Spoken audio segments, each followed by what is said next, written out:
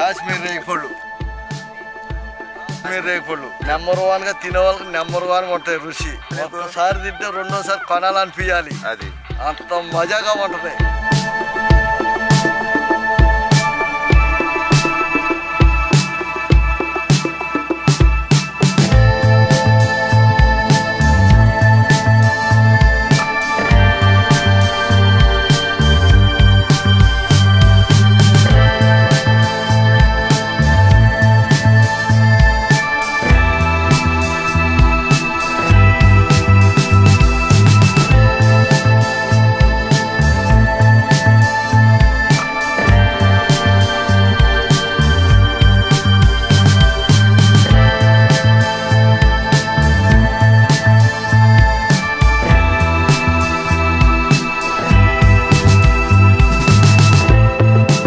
పాడి పంటల ఛానల్ చూస్తున్న రైతులకు నమస్కారం.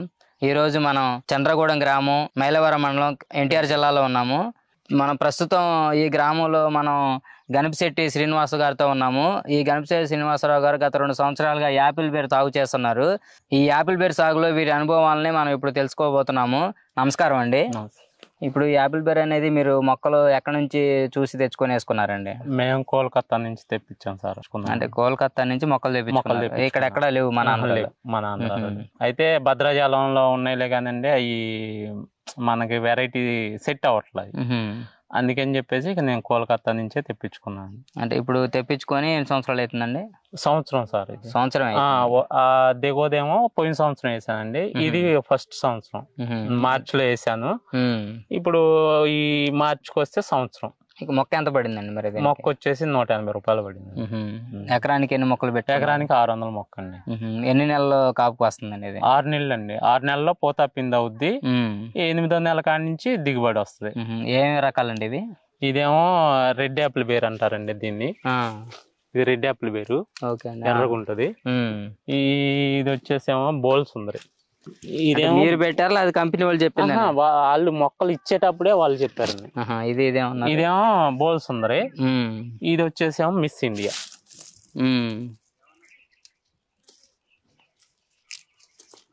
ఇది వచ్చేసేమో మిస్ ఇండియా.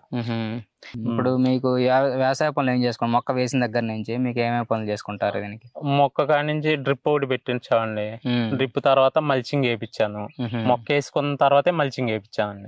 అసలు ముందలే మల్చింగ్ వేపిస్తే బాగుండేది. నాకేం ఐడియా లేక తర్వాత గడ్డి వస్తుందని చెప్పేసి గడ్డి మందులు ఎందుకు కొట్టాలి అని చెప్పేసి మల్చింగ్ కూడా వేయించానండి.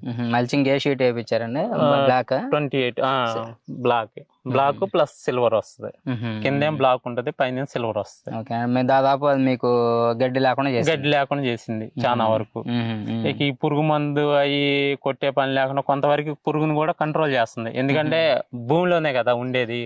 ఆ మల్చింగ్ వేయడం వల్ల పురుగు కూడా చాలా వరకు కంట్రోల్లో ఉంటుంది మనకి. ఓకేనండి. ఇది ఎన్ని రోజులకు వస్తుందండి మీకు ఇది కాయ? అది మీకు మాకు నేను ఫిబ్రవరిలో పూలింగ్ చేసుకున్నా అండి. ఫిబ్రవరి కాడి నుంచి నాకు అక్టోబర్లో పోతా పిందె. అక్టోబరు, నవంబరు, డిసెంబర్ దాకా పోతా పిందె. అక్కడి నుంచి డిసెంబర్ కాడి నుంచి కటింగ్కి వస్తుందండి కాయ. డిసెంబరు, జనవరి, ఫిబ్రవరి 3 నెలలు పోతా పిందె, 3 నెలలు కాయ కటింగ్. 3 నెలలు కూడా బాగుంటదండి. ఇదేమో బోల్స్ ఉంది, ఇదేమో మిస్ ఇండియా. రెండు సేమ్, కాకపోతే ఇదేమో టేస్ట్ ఎక్కువ ఉంటది, ఇది కొంచెం లైట్. కాకపోతే ఇది వీళ్ళు అమ్ముకోవటానికి మార్కెట్ ఏమో ఇది సేఫ్టీగా ఉంటదండి. ఇదేమో సైకిల్ వాళ్ళు కానీ మన స్కూటీ ఎక్సెల్ వాళ్ళు కానీ అమ్ముకోవటానికి వీళ్ళెంబడి తిరిగి కాయ ఇది అందించాలంటేనేమో 100 గ్రాములు పడుతుందండి కాయ వచ్చేసి. కేజీకి 20-25 అట్లా దిగుతాయి. ఇది వచ్చేసేమో 30-40 అట్లా వస్తాయి. ఈ తక్కువ వస్తాయి. దానివల్ల ఏంటంటే వాళ్ళు కాయ వెళ్ళినప్పుడల్లా కాయ ఇవ్వటానికి ఇబ్బంది లేకుండా ఉంటది.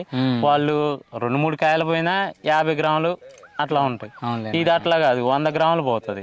అందుకని చెప్పేసి సైకిల్ వాళ్ళని ఇది లైక్ చేస్తారు. తిరిగి మామూలుగా మార్కెట్ దగ్గర ఉండి అమ్ముకునే వాళ్ళని దీన్ని లైక్ చేస్తారు. టేస్ట్ మాత్రం 2 ఈక్వల్. 2 ఈక్వల్. కొబ్బరి ముక్కలాగా ఉంటుంది. టేస్ట్ బాగానే ఉందండి. అంటే ఇవి ఈ రంగు వచ్చిన తర్వాతనే రైపనింగ్ అయ్యింది. రంగు రావాలి, కింద వైట్ రావాలి. ఈ వైట్ ఉండాలి, ఆ వైట్ ఉండాలి. రంగు అనేది కలర్ చిన్నప్పటి నుంచి వస్తుంది. కలర్ అనేది ఫుల్ కలర్ వచ్చి ఇది వైట్ రావాలి. కింద ఒకవైపు వైట్, ఒకవైపు రెడ్. అందుకని దీనికి మిస్ ఇండియా పేరు పెట్టారు. ఇది వచ్చేసి బోల్ సుందరి. బాల్ లాగా ఉంటది కాబట్టి బాల్ సుందరి. దీనికి సేమ్ అదే కలర్ వస్తుందండి, యాపిల్ టైప్లోనే. కాకపోతే మన క్లైమేట్కి ఇది రాదు, ఇది ఎక్కడన్నా వస్తుంది. యాపిల్ లాగే ఉంది, యాపిల్ సేమ్ యాపిల్ లాగానే ఉంటుందండి. కాకపోతే మనకి బాగా కూలింగ్ వాతావరణం వచ్చినప్పుడు ఈ సార్ వస్తుంది. లేదనుకుంటే వైట్ గా ఇట్లా తెల్లగా వస్తుంది ఇట్లా. అంటే వాతావరణం మంచిగా ఉన్నప్పుడు ఈ కలర్ దిగుద్ది. ఈ మైకులు పెట్టుకోవటం వల్ల ఈ తోటలో మీకు ఎంతవరకు ఉపయోగపడుతుందండి? ఇవి మాకు 90% ఉపయోగపడుతుందండి. చిలకలకు కానీ, నైట్ టైం గబ్బిలాలు వస్తాయి, గబ్బిలాలకు కానీ మైక్ మంచిగా పనిచేస్తుంది. దీని ధర వచ్చేసి 750 రూపాయలు. 2 బ్యాటరీలు ఇస్తాడు. ఇవే నైట్ ఛార్జింగ్ చేసుకుంటే ఇంటికి తీసుకెళ్ళి ఒక బ్యాటరీ దీంట్లో ఎప్పుడు ఉంటా ఉంటుంది. దీంట్లో మరి సౌండ్స్ మీకు ఎట్లా పెట్టుకుంటారు? మీరు వాళ్ళే వేస్తారా, కంపెనీ వాళ్ళు? కంపెనీ వాళ్ళు వేస్తారు. మనం వాల్యూమ్ పెంచుకుంటేనేమో 3 గంటలు వస్తుంది ఫుల్ వాల్యూమ్. అదే తక్కువ వాల్యూమ్ పెట్టుకుంటే నైట్ తెల్లార్లు 12 గంటలు వస్తుంది. అంటే మీకు ఇది పెట్టుకోవటం వల్ల మీకు ఎన్ని గంటలు దిగుబడి తగ్గుతుంది అన్నారు కదా, పెరుగుతుంది అన్నారు కదా? మాకు చెట్టుకు వచ్చేసి 10-15 కేజీలు వస్తుందండి. కనీసంగా 4-5 కేజీలు ఈ చిలకలకే గానీ, రేతిరి పక్షులు తినడానికే గానీ 4-5 కేజీలు పోతాయి. ఇప్పుడు ఈ మైకి పెట్టడం వల్ల 2-3 కేజీలు సేవ్ అవుతుంది. 60 చెట్ల మీద కనీసంగా ఒక 180 కేజీలు అట్లా ప్లస్ అవుతుంది. అంటే చేను మొత్తం మీద దాదాపు మీకు ఒక 5-6 టన్నులు 5-6 టన్నులు తేడా వస్తుంది. ఇది ఎకరానికి 5-6 టన్నులు. ఈ 9 ఎకరాల మీద ఒక 5-6 టన్నులు సేవ్ అవుతుంది. మీకు 9 ఎకరాలు ఉన్నాయి కాబట్టి ఈ 9 ఎకరాల మీద 5-6 టన్నుల వరకు సేవ్ అవుతుంది ఈ మైక్ వల్ల. ఎన్ని పెట్టుకున్నారు ఎకరానికి? ఎన్ని పెట్టుకుంటున్నారు మరి? ఎకరానికి వచ్చేసి ఎకరానికి కదండి, ఈ 9 ఎకరాల మీద 4 మైకులు. అంతేనా? ఎకరానికి ఒకటి పెట్టుకోవచ్చు మామూలుగా అయితే. ఎకరానికి ఒకటి అంటే బాగా ధ్వని వస్తుంది, చాలా ఏమిటోళ్ళు ఊరుకోరు కదా. అది మళ్ళీ ఆలోచించాలా, మళ్ళీ వాళ్ళు అరుస్తా ఉంటారు. అందుకని చెప్పేసి స్లో సౌండ్ లో పెట్టుకొని మన చేను వరకు కవర్ చేసుకోవడానికి ఒక 5 మైకులు 9 ఎకరాల మీద పెట్టుకున్నారు, పక్కన వాళ్ళకి ఇబ్బంది లేకుండా. కానీ పెట్టుకోవటం వల్ల మీకు చాలా బెనిఫిట్ అయింది. రేత్రి పచ్చులకు గానీ, పొగులేం చిలకలకి అట్లా కింద దింపి బ్యాటరీ మార్చుకొని మళ్ళీ పైకి ఎక్కించుకుంటాం. ఫుల్ సౌండ్ కావాలంటే అట్లా వస్తాయి. స్లో కావాలంటే ఆ టైప్ లో పెట్టుకుంటే స్లో అవుద్ది.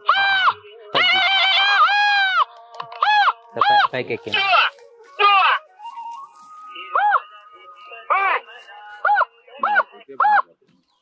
అవసరం. ఈ సోలార్ ట్రాప్ వల్ల మీకు ఎంతవరకు మేలు కలుగుతుందండి దీంట్లో పెట్టుకోవటం వల్ల తోటలో? మాకు చాలా 100కి 100% అండి ఇది సోలార్ మాత్రం. ఇది దీని ధర వచ్చేసి 1500 రూపాయలండి. పొగులంతా ఛార్జ్ అవుద్ది, బ్లూ లైట్ వెలుగుతా ఉంటది. నైట్ టైం వచ్చేసి ఈ రెడ్ లైట్ ఆకర్షణకి వస్తా ఉంటది. పురుగు గాని, దోమ గాని, మొత్తం రెక్కల పురుగు మొత్తం పడతా ఉంటదండి. దీని వల్ల 100% మందులు కూడా అసలు నేను మందు పిచికారీ చేయటం అనేది తెలీదు. ఇక ఎప్పుడన్నా ఒకసారి జీవామృతం, ఘనామృతం అవి కొట్టుకోవాలంటే కొట్టుకుంటా ఉంటాం. అంటే ఇది పెట్టుకోవటం వల్ల మీ క్రాప్ కి చాలా వరకు చాలా బెనిఫిట్, పురుగు ఉధృతి అనేది చాలా వరకు తగ్గింది. అందుకే ఎక్కువ మందులు కొట్టాల్సిన పని కూడా లేకుండా. ఎన్ని పెట్టుకున్నారండి ఎకరానికి మీరు? ఎకరానికి ఒకటండి. ఎకరానికి ఒకటి సరిపోద్ది. అంటే ఒక రోజు ఇక్కడ పెట్టుకున్నాం అండి, ఒక రోజు అటువైపు పెట్టుకోండి. మొత్తం పెట్టాలన్నా మా కాస్ట్ ఎక్కువ అవుతుంది కదా, అడ్జస్ట్మెంట్ చేసుకోవటం ఆ ధరకి ఈ ధరకి. ఒకవేళ పురుగు బాగా ఉధృతి ఎక్కువ ఉంది అనుకుంటే దీన్ని బట్టి మరి పురుగు మందులు కొట్టే అవకాశం కూడా ఉందా? కొట్టొచ్చు. అంటే అసలు అయితే చాలా వరకు 100% దీంట్లోకే వస్తుంది. నైట్ టైం పురుగు అనేది తక్కువ. ఎంత కష్టపడిందండి? 1500 అండి. 1500 సంవత్సరాల వరకు పని చేస్తుందండి ఇది. ఇది వర్షం పడితే 1 సంవత్సరమే, వర్షం పడకుండా ఉంటే 2-3 సంవత్సరాలు. 2-3 సంవత్సరాలు అయితే మన వాతావరణాన్ని బట్టి ఈ తీసుకుంటా ఉంటే దాచుకోవాలి. వాన పడేటప్పుడు మాత్రం దాచుకుంటే పని చేస్తాయి, లేకపోతే ఇదంతా వాటర్ వచ్చేస్తాయి. అందువల్ల అది తడిసి పడిపోయింది. ఈ తోట అనేది ఏ భూముల్లో వేసుకోవడానికి అనుకూలమండి మీకు? అన్ని భూముల్లో వేసుకోవచ్చు అండి. సౌడు భూములు వేసుకోవచ్చు, నల్ల రేగడి భూములు వేసుకోవచ్చు, ఎర్ర నెలలో వేసుకోవచ్చు, కొంకి నెలలో వేసుకోవచ్చు. కాకపోతే వాటర్ డ్రిప్ ఉండాలి, మెయిన్ వాటర్ ఫెసిలిటీ బాగుండాలి. డ్రిప్ ఉండాలి. డ్రిప్ గా అయితేనే మనకి దిగుబడి ఎక్కువ వస్తుంది. మామూలుగా సాల్లో పారిచ్చాం అనుకోండి, ఇదంతా గడ్డేసేసి కోసే వాళ్ళు కూడా ఇబ్బంది పడతారు. దోమ పురుగు బాగా ఉధృతంగా ఉంటది. చాలా వరకు ఈ సంవత్సరం తోటల వరకు అంతా పుచ్చే తప్ప నేను ఇట్లా చేయటానా నాకు కొంచెం పర్లేదు అనిపించింది. అదే నీళ్లు పారకుండా జస్ట్ డ్రిప్ అయితే దాని వరకు మనకి సరిపోని పెట్టుకోవచ్చు. ఒక రోజు వదులుకుంటే 4-5 రోజులు పెట్టే పని ఉండదు. ఇది ఒకసారి వేసాక మనకి ఎన్ని సంవత్సరాల వరకు మొక్క ఉండిద్దండి? ఇది మొక్క అనేది కట్ చేసుకుంటాం అండి. సంవత్సరం జాన్ నుంచి కట్ చేసుకోవాలి. ఆ కట్ చేసిన దానికి ఒక 30-40 పిలకలు వస్తాయి.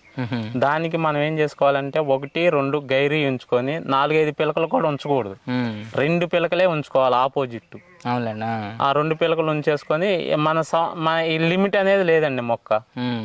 మొక్క చచ్చిపోవటం కానీ దానికి లిమిట్ అనేది లేదు. మీరు ఇప్పుడు ఎన్ని సంవత్సరాల వరకు మొక్కలు ఎంత వరకు పెరుగుతాయి అని చూసారు? అంటే ఎన్ని సంవత్సరాల వరకు పెరిగి? నేను 10 సంవత్సరాలు ఉంటుంది అనుకుంటున్నా మాక్సిమం. ఇది దిగోది అయితేనేమో ఆ 4 ఎకరాలు, ఇది 2వ సంవత్సరం అండి. అది బాగానే ఉంది. అంటే మీరు సంవత్సరానికి ఒక కాపు మాత్రమే వస్తుంది? సంవత్సరానికి ఒక కాపు అండి. అక్టోబర్ కానించి పూత పిందె డిసెంబర్ వరకు పూస్తూనే ఉంటది. డిసెంబర్ కానించి కాయలు తెక్కుంటా ముందల పడ్డ కాయ తెగుతా ఉంటది. మళ్ళీ 3 నెలలు కంటిన్యూగా తెగుతుంది. డిసెంబర్, జనవరి, ఫిబ్రవరి, మార్చ్ లో కొద్ది గొప్ప ఎక్కడన్నా ఒక కాయ ఉండదు, లేత కాపు ఉండదు. ఇంకా మళ్ళీ ఆ తర్వాత మీరు ఇంకా మళ్ళీ అన్ని వ్యవసాయ పనులు చేసుకుంటారు. కట్ చేసుకొని ఇక అదంతా ఒక దరికి వేసేసి తగలబెట్టుకోవటం, లేకపోతే వేరే ఎవరన్నా బయటకు తోలిచ్చేయటం. మీరు ఎరువులు ఏమి వేసుకుంటున్నారండి దీనికి? నేను గేదెల ఎరువు వచ్చేసేసి ఎకరానికి ఒక 4 ట్రిప్పులు 5 ట్రిప్పులు వేస్తాను. 4 ట్రాక్టర్లు తోలించుకొని మళ్ళీ ఆ సాల్ ఎంబటే ప్లవ్ వేసి ఆ ప్లవ్ దాంట్లో కార్పించుకుంటా వెళ్తుంటాను. మళ్ళీ దాన్ని రోటావేటర్ వేస్తాను. ఓకేనండి. భూమిలో కలిసిపోతుంది. అయితే మీకు ఇప్పుడు ఈ పురుగు మందులు ఎక్కువ కొట్టాల్సిన అవసరం వస్తుందా లేదండి దీనికి? పురుగు మందు అంటే ఎప్పుడన్నా ఒకసారేనండి, పొద్దాకులు కొట్టే పని ఉండదు. ఎందుకంటే సోలార్ టాప్లు పెట్టుకున్నా కాబట్టి కొంతవరకు అది లాగుద్ది. ప్లస్ ఇంకోటి పొండేగ వస్తుంది. పొండేకే డబ్బాలు పెడతాం.